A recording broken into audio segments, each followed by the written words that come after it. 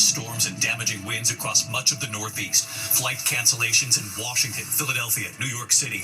A woman killed after an SUV collides with a downed tree. Lee Goldberg timing out the storms tonight, and he has the 4th of July weather for the nation. Tonight, President Trump's spending and tax cut bill passing in the Senate. Vice President J.D. Vance with the tie-breaking vote, including cuts to Medicaid. More than 11 million Americans could lose their health insurance. Roughly $4 trillion in tax cuts benefiting the wealthy, and an estimated $3.3 billion added to the debt over 10 years. Mary Bruce chatting by on what comes next. Tonight, a passenger arrested for allegedly attacking another passenger on this flight. Other passengers trapped, forced to witness the chaos. Tonight, the suspect, who authorities say set a deadly trap for firefighters, and what we've now learned about the man. Televangelist Jimmy Swaggart has died, his ministry toppled by scandal. Millions, of course, will remember that tearful apology. I have sinned against you, my Lord. The stunning upset tonight at Wimbledon, Coco Gauff out in the first round. Tonight, we also have news about Beach Boys founder Brian Wilson, his cause of death revealed tonight. And Diane Sawyer and Charlie Gibson are both here tonight. You don't want to miss this. From ABC News World Headquarters in New York, this is World News Tonight with David. Storms damaging winds across much of the Northeast late today and right into tonight. Flight cancellations and delays in Washington, D.C., Philadelphia, and New York City. Powerful thunderstorms moving right up the I-95 corridor. More than 30 million Americans under severe weather threats, damaging winds, and flash flooding ahead tonight. The storms have already turned deadly. Police say a woman was killed in an SUV that collided with a fallen tree. This is in Wilmington, Delaware. The storms tonight, just as millions travel for the 4th. Lee Goldberg times out the storms this evening, and he has the 4th of July weather for the whole nation. And Stephanie Ramos on the images coming in now. Tonight, flight cancellations and delays increasing by the hour as powerful storms packing wind, hail, and lightning target the Northeast for the second night in a row. Interstate 95 inundated amid a flash flood warning for Philadelphia late today. This is a reminder, turn around, don't drown. If you see water over the road, do not try to drive through it. White House flags rippling in the wind as the storms engulf the nation's capital. Overnight storms dumping half a foot of rain in parts of Pennsylvania, triggering a flash flood emergency in Lancaster County. And in Wilmington, Delaware, a 79-year-old woman was killed when a tree fell right in front of the car she was riding in. The driver swerved, but it was too late. Those storms also brought ground stops to most of the major Northeast airports on one of the busiest days to fly. Our Gio Benitez with teams from United Airlines early this morning as they tracked traffic in and out of Newark Airport. We are inside the United Operations Center here at Newark right now. It is very, very busy. More than 500,000 United passengers this week alone. And take a look. They are watching that weather very closely. With 300,000 flights scheduled nationwide, the FAA says this could be the busiest 4th of July holiday period in 15 years. And David, travel is a mess. More than 1,300 flights have been canceled to the most affected airports, D.C. Reagan, New York LaGuardia, and right here in Newark. David. A lot of headaches. We see the lines there behind you, Stephanie. Thank you. Let's get right to meteorologist Lee Goldberg of our New York station, WABC. What do you see, Lee? David, I see storms circling New York City right now, but the severe staying to the south. We've had a rough afternoon and evening in D.C. with trees knocked down. We've had flooding, still flood warnings in Philly and Baltimore. The severe thunderstorm watch until 9 o'clock tonight, and ongoing flooding across parts of southern New Jersey. These storms for the next few hours can still produce some 70-mile-per-hour gusts and some flash flooding, especially across southern New Jersey, the Delmarva, and into eastern Virginia.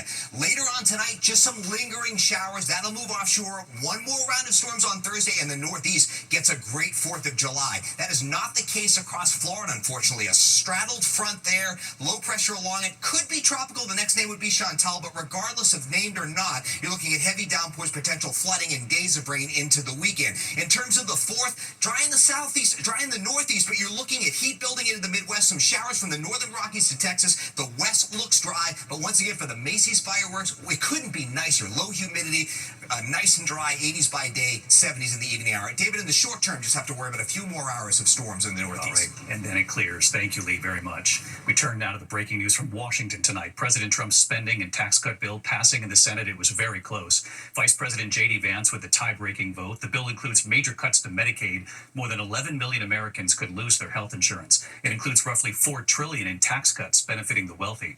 And it's estimated it will add $3.3 trillion to the debt over 10 years. So what does it now face in the House? Here's Mary Bruce. Tonight, President Trump's sweeping bill slashing taxes for the wealthy and boosting spending for immigration enforcement, squeaking through the Senate with a tie-breaking vote from the vice president. On this vote, the yeas are 50, the nays are 50.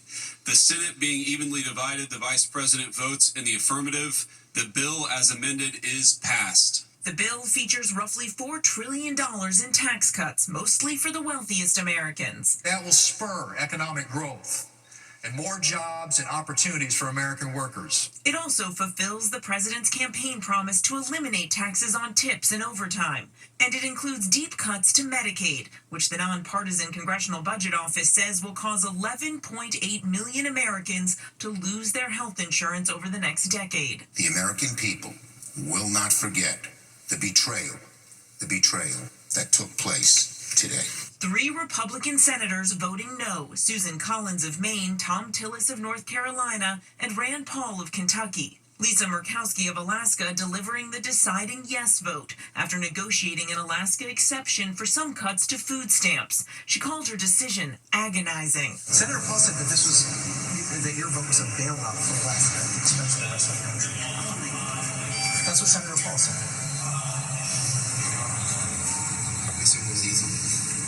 Senator, we've got I didn't say it, ma'am. I'm just asking for your And response. after a long pause, Do I like this bill? No. Because I tried to take care of Alaska's interests. But I know that in many parts of the country, there are Americans that are not going to be advantaged by this bill. I don't like that. but in Florida, where he was touring a new detention facility for undocumented immigrants, President Trump thrilled. The big, beautiful bill just passed through. Oh, thank you. Wow. Thank you. Trump has repeatedly pledged he would not cut Medicaid. He now insists the cuts in the bill only target waste, fraud, and abuse. Are you saying that the estimated 11.8 million people who could lose their health coverage, that is all waste, fraud, and abuse? No, I'm not saying that. I'm saying it's going to be a very much smaller number than that, and that number will be waste, fraud, and abuse. What number is that? What analysis are you seeing? I'm not seeing a number, but I know it's much less than the number you gave. And David, the president is also lashing out at Elon Musk, who's criticized the bill, which would eliminate the $7,500 tax credit for electric vehicles, which has benefited Tesla.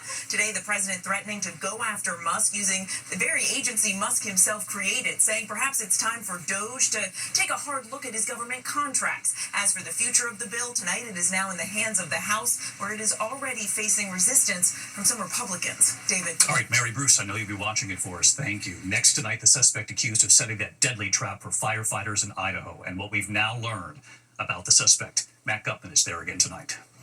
Tonight, ABC News has learned that the suspect in that deadly firefighter ambush in Idaho had a preoccupation with guns and Aryan and Nazi symbolism, according to a former classmate.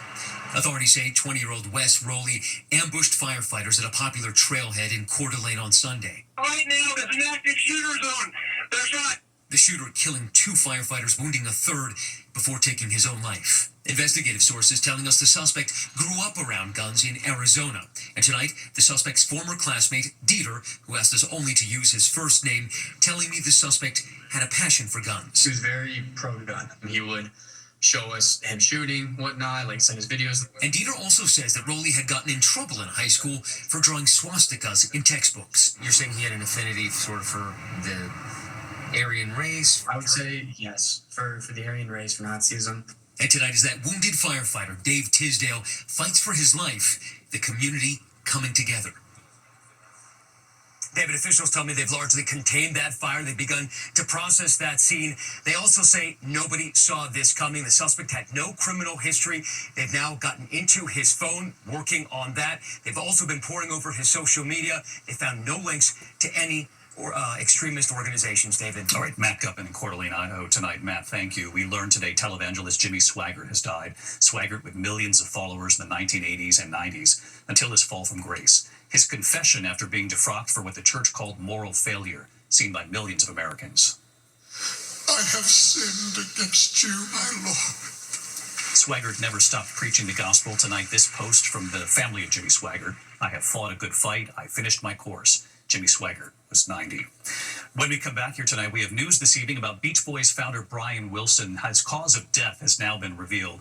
Also, Diane Sawyer and Charlie Gibson are here. You won't want to miss this. And the alarming images tonight. A passenger has been arrested for allegedly attacking another passenger on this flight. The other passengers trapped, forced to witness the chaos in a moment here.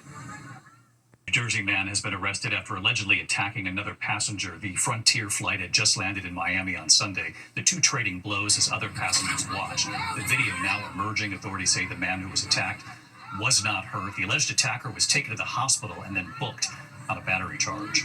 When we come back here tonight, the stunning upset at Wimbledon for an American star, and Diane Sawyer and Charlie Gibson are right here tonight. To the index of other news tonight, and we have now learned the cause of death for Beach Boys founder Brian Wilson. Wilson died June 11th at the age of 82.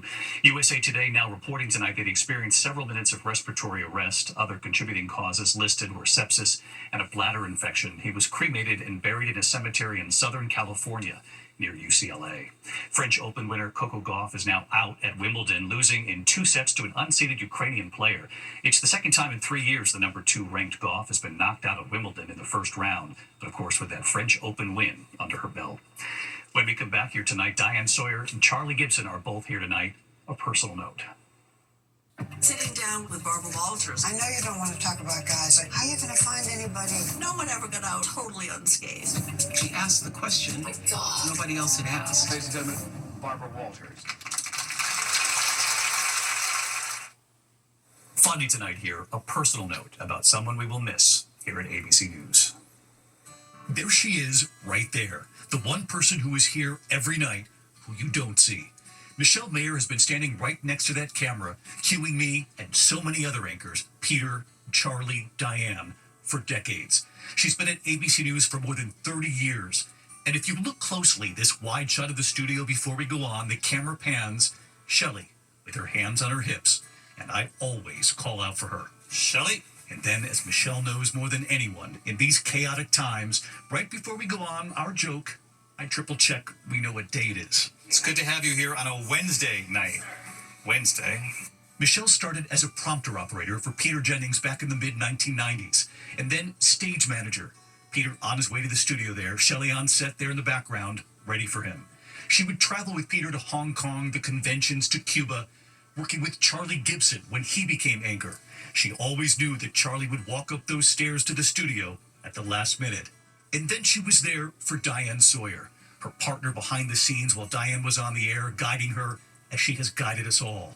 And on this night when we now say goodbye, Diane wanted to make sure that everyone watching at home knows about the person we all count on behind the camera. I just want all the wonderful people who watch World News to know that when you're watching the person sitting at this desk, you're really also watching the coach behind the camera. Michelle, always there to say, move it along, or slow it down, or time to get out. Or in my case, she had signs printed out most often. And when Shelley says sit up straight, you do. And when we reached out to Charlie to ask if he wanted to share a word or two about Michelle, his answer was, of course, yes. The first night the show was mine, not just filling in for Peter. I came into the studio and Michelle said to me, there may be some people around here a little bit afraid of you. I'm not. I'm the person who will tell you what to do. And she did in the nicest way for 4 years. She calls us all her anchors, from Peter to Charlie to Diane. And how lucky am I, more than a decade now, as my partner. But she says the time has come to catch her breath back home in Kentucky. I am still in denial about all this. I cannot believe that Shelley is leaving, my partner in crime out there. She's the one who's cueing me every single night, standing next to that camera. But Shelley, only for you, tonight I hope you'll notice that you're going to see my cuffs. The only reason anyone ever sees cuffs is because Shelly's always saying, pull your cuffs down. My watch, I've got my watch on because Shelly likes when I show up with my watch on. Only happens like once or twice a year. I've got a full suit on today, only for you, Shelly. As you know, usually jeans from the waist down behind that desk. But for you, the full suit, because I know you don't dig the jeans. And I got a haircut. I got a haircut for you, Shelly. And Diane had a message on their shared love of home. We were just two Kentucky girls who got to the big city. She was hilarious when you needed a laugh, and most of all, she is and always will be a person who cares passionately about what we do. And Michelle, that passion, helping us all be the best we can be for so long, this moment is yours. You deserve this, Shelly. Go home to Kentucky. You'll be back with your family and the horses and the beautiful countryside. And what an 11 years this has been with you by my side. I don't know what I'm going to do. You will be missed, but you've set the bar.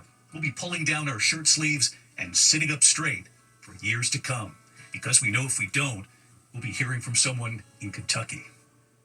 All right, so let's show her. She doesn't let me do this, but on the last night, let's show Shelly over here cueing me off the air. How many seconds do I have left? 3? We love you, Shelly. Good night. David Muir, the most watched newscast in America. And now, ABC's World News Tonight has won the Emmy for Best Live News Program for the 3rd year in a row.